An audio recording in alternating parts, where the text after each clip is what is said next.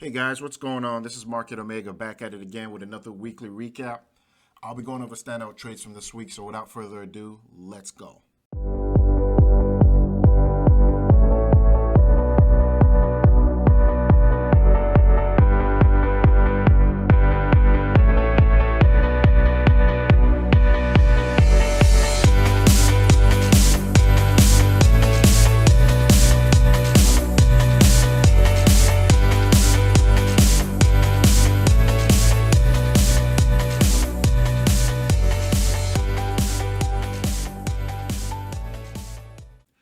All right, guys. So a lot happened this week. So the IRS sent out stimulus checks to people, and for the most part, a lot of people got their stimulus checks this week, right? So I think they started distributing it early this week. I think on the 16th. So most people started getting their stimulus checks, and then more people are going to get their stimulus checks by next week, direct deposited. And those that don't have the direct deposit, they're going to get the actual check, which will probably take a few weeks to a couple months, right? So, the market has pulled back 2-3 days now, but I just think we're going to continue higher. If you guys have been paying attention, I've talked about the trajectory of the market. And, my opinion, I think we just continue higher. 420, that's the target. That's my target for end of April. Somewhere around 420, 419, 420. Okay? So now, normally, like the last time they actually had the stimulus, the IRS sent out the stimulus last year. It took a few weeks before the market started feeling the effects of the stimulus. Okay, so now it's like, I think we're slowly starting to see some of the effects because some of the stocks have been running this past week. And, just to give you guys a rundown, we had SGLB. So SGLB was the first runner we had on Monday. So let's just go back. Let's see what we got here. So SGLB, right? And this stock basically, it was gapping up and it just opened, ripped from 4 all the way to 975. So that was a nice run, right? So we had SGLB, we had SSY. So we had SSY on Tuesday, and SSY basically ran from 3s all the way to 760, right? And then we had what was the other stock? IMTX. We had IMTX on the 17th. IMTX basically ran from a low of 14s all the way to 1842. And then what other stock do we have again? And then we had OCG, midday. So basically, if you look at these stocks like IMTX, SSY, IMTX, SSY, SGLB, they kind of like have the same pattern where they run in the morning and then they just kind of sell off, right? So SSY basically opened, popped up to 7s and then sold off. And then you had SGLB. SGLB, same thing, right? Open. Well, it actually popped up. It actually held a lot longer and then sold off in the afternoon. And then IMTX opened, washed out, ripped, and then sold off, right? So we had the same these patterns, right, where the stock would pop up and then sell off in the afternoon, right? So we hadn't really been seeing stocks hold their gains throughout the day, and then those gains would spill over into the next day. But that kind of changed with TKAT, right? So TKAT on the 17th, I mean, this was crazy. TKAT literally, it was a midday runner, right? Basically just ran from like 6 all the way to 25. I mean, that was bananas. That was crazy, right? So the people that were shorting right here, they probably just got blown out. And then, the stock pretty much was gapping in pre-market the next day, the 18th. And I'm sure, some of the people that were shorting right here, hoping that we get a fade, they were forced to cover on this move up. So, TKAT gave us a multi-day a multi-day opportunity, right? So you could have gotten this long, you could have gotten this long, and then maybe after hours long as well, right? Before the stock started pulling back. So I like that type of action. I want to see like multi-day runners, right? Like last year, when they had the stimulus last year, we had multi-day runners, right? Sustained momentum on different stocks, and usually when that happens, you start to see like sympathy momentum on a lot of other names, and then you start to see this like feed and frenzy where every stock that's gapping up is going to have an opportunity to run because everyone thinks that this is going to be the next runner. Everyone thinks that, oh my God, this is going to be the next TKAT, or man, this is going to be the next, OCG, and that's what you start getting, and you get these multi-day runs, right? And speaking of OCG, we had OCG run on this. I think the start of the run was on the 17th, I believe, the same day as TKAT. Well, no, this was on the 15th. Sorry. So we had this crazy run, right? I mean, this thing went from like 4 all the way to 9, and then a few days later, it just took off, right? I mean, it went from 5 to like 10, and then 17, yesterday. So I want to see these stocks have sustained momentum, like give us multiple opportunities. Ideally, I would have liked this OCG to kind of like have a multi-day upward move and then, tank like the third or fourth day or whatever. But still, this is, multiple opportunities. You can take this on the long side, short side, short side, and stuff. Okay, we don't want to see stocks that will just pop up, kind of like have this spike and then just fade off, and that's it. Even if you're trying to short it the next day, it's like low volume, all right? And the day after that, nobody's talking about it, right? So you want to see sustained momentum. So we had that on OCG. I mean, OCG was great. I mean, I made money here and I made money. I think I traded this here as well. So it was really good. It was a good multiple opportunities.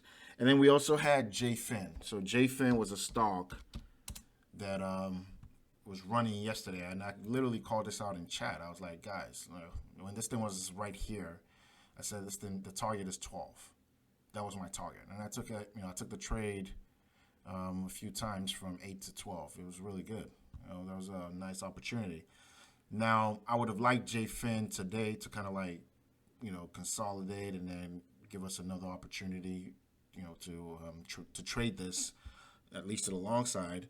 But it just basically opened up and just sold off, and nobody was really talking about it today. So, I still have that on my watch. Hopefully next week we can get another move to the upside. And, same thing with TKAT, right? Those stocks I'm watching. Actually, OCG as well. Yeah, OCG for another continuation next week. And then today, as far as the gap is today, so we had SPCB today. SPCB, there's a certain guy in the chat room that was chasing this thing in pre-market, right? And it just couldn't break, and it broke above 3, but it just couldn't hold. And that's why you see these multiple wicks right here. It just couldn't hold this area. A lot of people were shorting around here, and it's it just tanked and then opened and faded off. So I didn't trade this.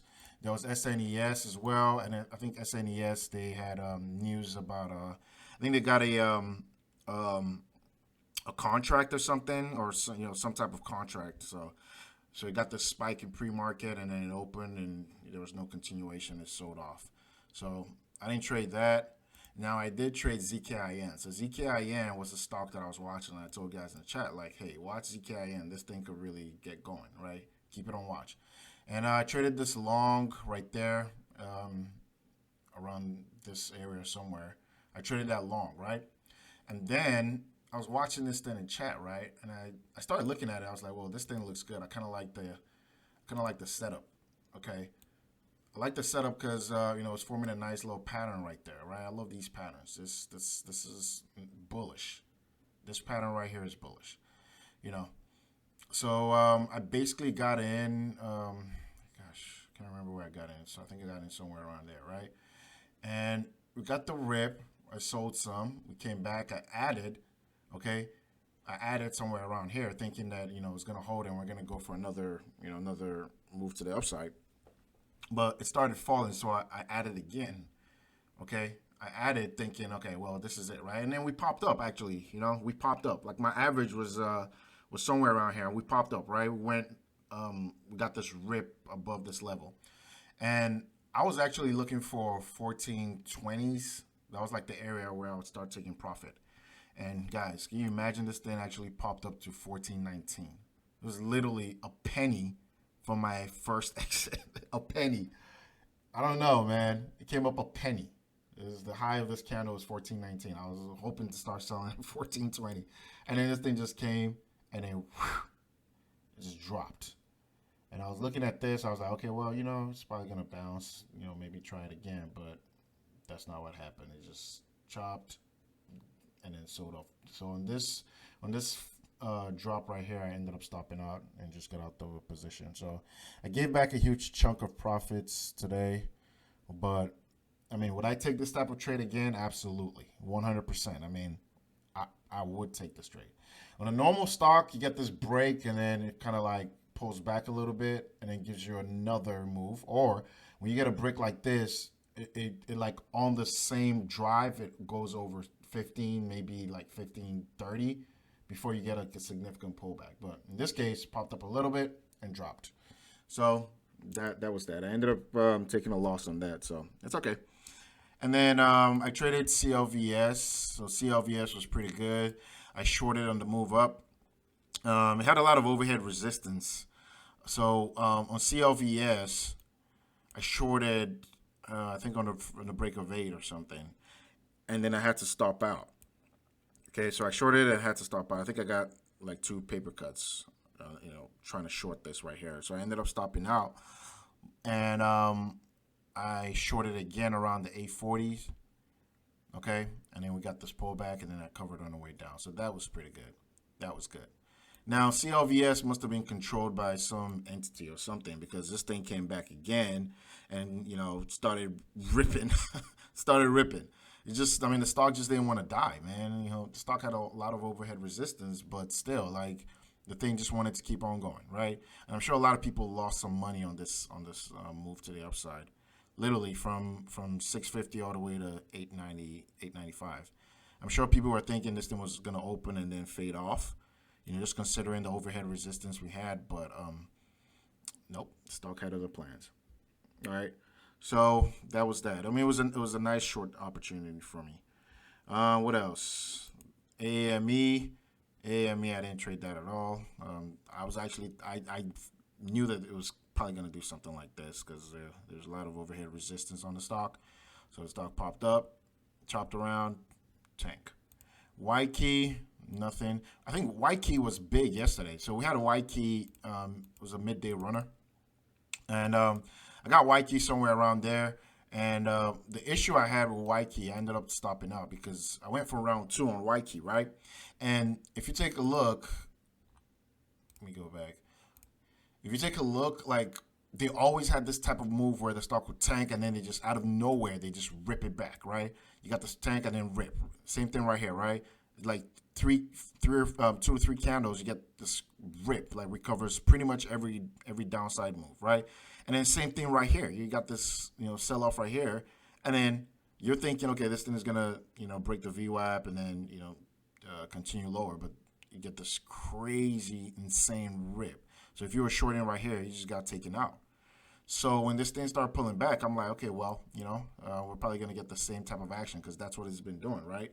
So I think I got long around the 14 level. When I saw the bid start stepping in around the 14, so I got long 14. It popped up to 1424, and just sold off. And I kept holding this, right? And I was like, okay, well, I'm just going to give this some time because I think we're going to rebound. The main idea was just to have this thing rebound to over 14s, possibly go to higher day, right? But no, when it came down here, I just ended up stopping out. And guys, look what happened in after hours. Just like I thought, right? Just look what happened after hours. Shake out everybody. I was, trying to long the bounce, shake everybody out. When you go out and focus on another stock, or when you're not looking at this stock, it just goes from this level and rips. And this was the action that I was expecting here, right around the 14 level. I was expecting this action here, but shook me out and did that. So It's all right.